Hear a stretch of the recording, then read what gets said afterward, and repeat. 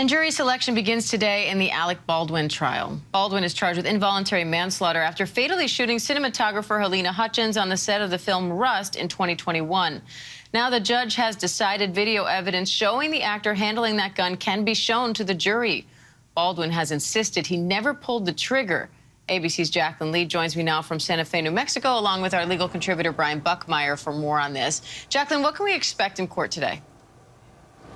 Well, Diane, today is focused solely on jury selection. So we're going to see both the prosecution and defense questioning 79 people. They have to whittle that down to 12 jurors, 2 alternates, potentially 4 alternates. And of course, they're trying to decide who are the best people to decide Alec Baldwin's fate. We are going to see similar topics surrounding gun safety, movie protocols, and of course, does Alec Baldwin's celebrity impact their view of him? Can they look at this case impartially as they move forward with this trial, Diane?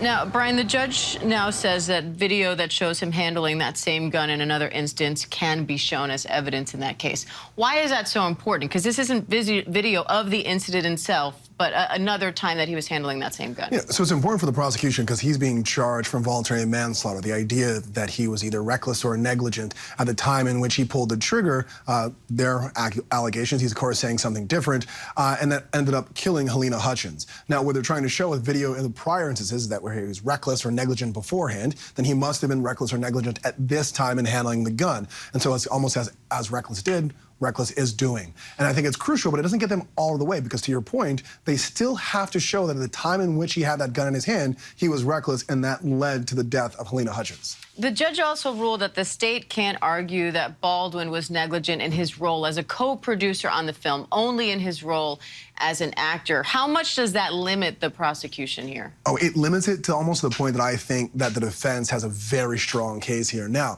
Because I think regardless of what job you do, whether you're an anchor or a contributor or an actor, we have to rely on people around us to make sure that our job is safe and doing well. You're not coming into the studio and looking above you at the lights to make sure that they're properly secured. But that person has to do their job so that you can do your job well as well. And for Alec Baldwin, he gets to make the argument of, I'm not the armorer.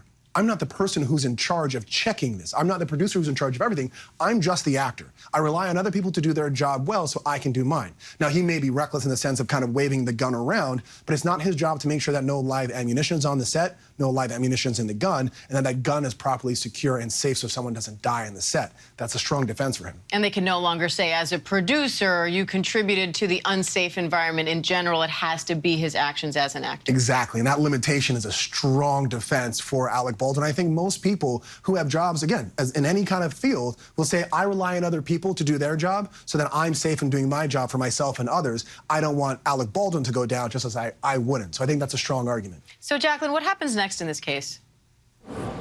Well, Diane, the judge has made it very clear she wants to stick to the timeline. So tomorrow is scheduled to be opening statements. The trial is scheduled to be 10 days. It is unclear if Baldwin will take the stand in his own defense. But when he arrived this morning, his wife was in tow as well as his child. And his brother, Stephen, is also here supporting him. Diane.